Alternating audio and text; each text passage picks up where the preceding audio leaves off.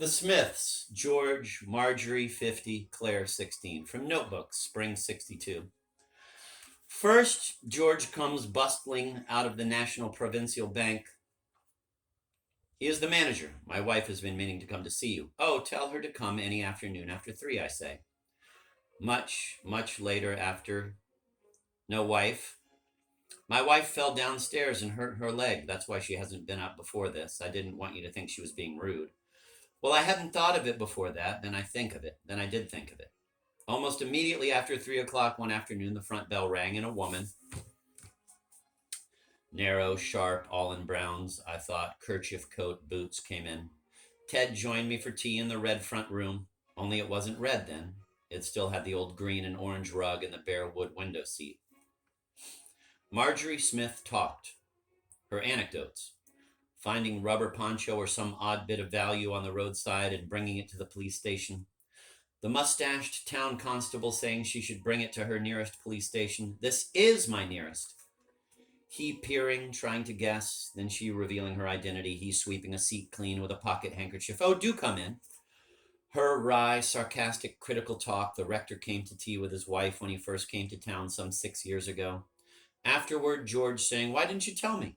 He having been dead silent all through tea. Tell you what? That she was much the ugliest woman. George could hardly talk. He thought the rector's wife so ugly. Marjorie hadn't mentioned her looks to him. He always called her too critical. Marjorie, Irish, born in Athlone province, town. George, a Devonian, with 4 brothers and a queer sister named Sylvia. His father, a man of consequence. Marjorie's father, a bank manager in Ireland. New Year's party, Saturday night before Sunday New Year's, drinks. I still pregnant with 17 days of Nicholas, immense in Chinese blue satin maternity top. A sense of inn.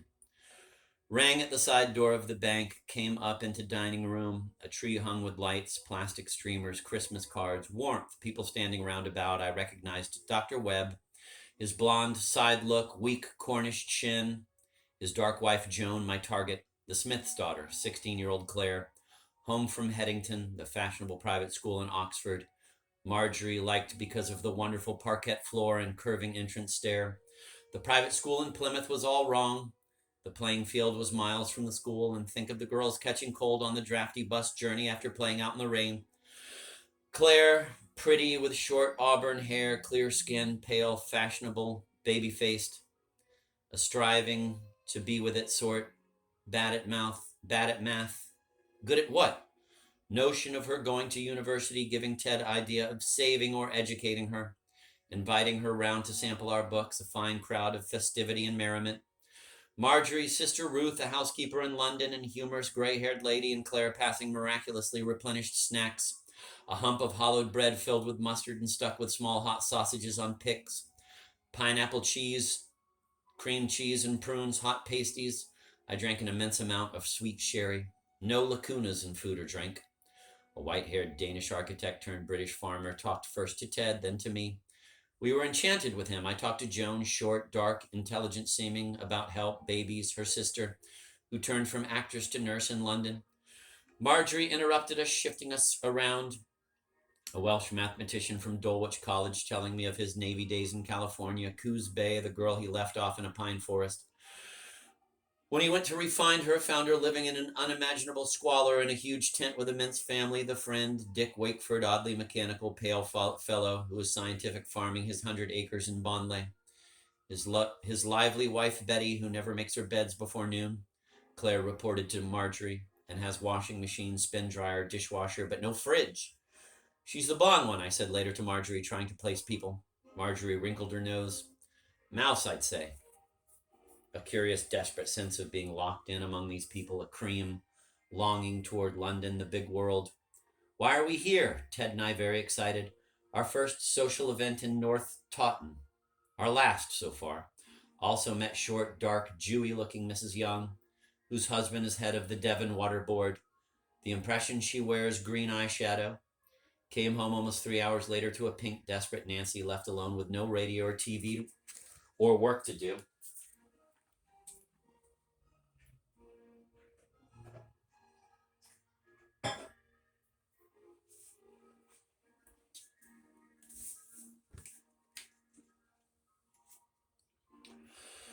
Later, Claire came over, very dressed for the occasion, with a dark ribbon binding back her short auburn hair, black stockings, dark dress, and rich brown black scarf knit by her grandmother, her obvious bid for Ted's interest. He wanted to give her Orlando. I groaned and gave her The Catcher in the Rye, Ted's biblical need to preach.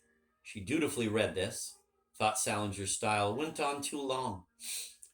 Her absolute uncritical sense recommended Angelique and the Sultan. Ted later wrote her a letter at school analyzing the Windhover.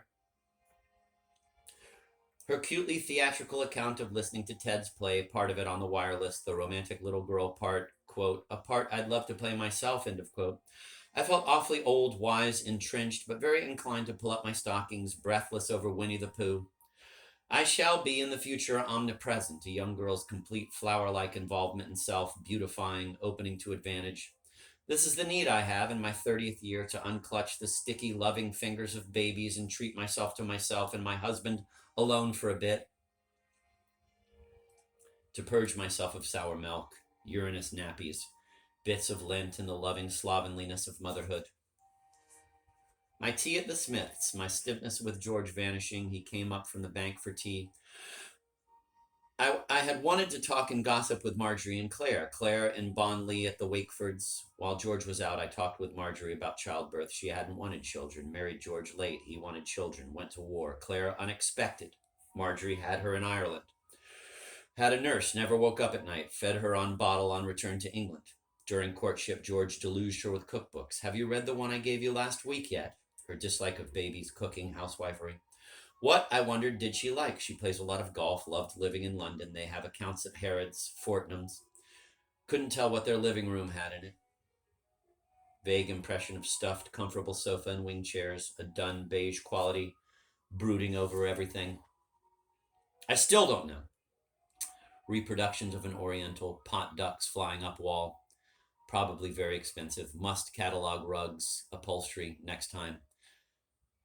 Talked of choosing private schools, their tour for Claire. Didn't want to turn out a queer person like George's sister Sylvia. She, if she came into the room, wouldn't say a word to me, had no social graces, a sense of silence about her repressed horrors. I fascinated. She had stood behind Marjorie in a bus queue during the war with a strange man. Marjorie, myopic, wondered if it was Sylvia. Is that you, Sylvia? Why, yes, Marjorie. I was wondering when you'd notice me. The strange man, her husband, one of George's brothers, Marjorie told me later, committed suicide. In bad health, though young, Marjorie afraid of George doing same. He has had 2 heart attacks, lives under the shadow, won't drive far, gets giddy, depressed in bad weather. Since, George has come over a great deal, his tender, nervous concern for Frida, very sweet and genuine. She's fall, waiting for her to climb down from window seat. My initial awe melting, he calls for Marjorie. Got Ted onto good radio just in time for play broadcast of The Wound. George is a hi-fi fan. His collection of records subscribes to the gramophone. Our local electrician and expert. Everything, it turns out, thrives in North Taunton. We have a great clamoring Ariel. George's bright red cheeks. Marjorie brought out Mrs. von Humbick's woven skirts and stoles. Handsome, one rich red with pale silver beige embroidery. Marjorie's stories of sharp retorts to the rector, her refusal to volunteer to mind a local old people's recreation room. To a Plymouth landlady who peered out the door every time someone came in. I don't think a robber would be interested in anything of yours. And so on. Both came over last week after days in London, got seats at Beyond the Fringe by way of Ruth's employer, who is in ITV, raved over Jonathan Miller, Marjorie's story of getting the right spring coat for 9 guineas. A drama. Their pub in Mayfair or Kensington that has the thinnest of rare roast beef. They stay at the Ivanhoe. Claire away at school since very young. Her emergency appendectomy. Marjorie did not visit her. George had been ill.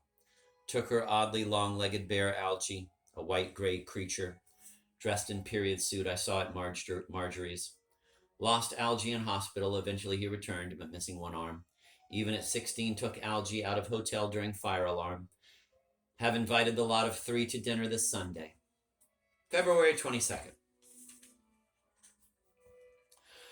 Knocked, or rather rang, the Smiths' bell after hearing George had a mild heart attack and the Smiths wouldn't be coming to dinner. Met by Marjorie, very brisk and handsome. Nursing seems to bring a fine self out. Brown, pleasantly waved hair, stockings, brown, gracefully heeled but sensible shoes, a brown cashmere cardigan over a yellow blouse and brooch. I lingered in the pink and blue gleaming kitchen while she put tea things on a tray. George was in bed. He was to eat nothing but chicken and fish. We went into the parlor with its big bay over the square and the white and red of Blogg's garage. The sun poured in. I dragged myself to look around and put colors into words. Yes, it was all brown and cream. Shiny cream-colored wallpaper with a minute white embossed pattern, brown, medium brown window curtains, 2 chairs in window bay, a cream radiator under window with newspaper on it, a great dull blue-eyed television set. The walls crammed with awful reproductions of Devon Hills, the country gate, and a big reproduction of an Indonesian girl in muted tans. Silver grays and lilacs I thought looked familiar. George had bought it in London, and that was where I remembered it from. The trouble about my noticing had been that there was so much. The living room suite in a brown tone with a pattern of dull yellow and pink flowers, probably roses.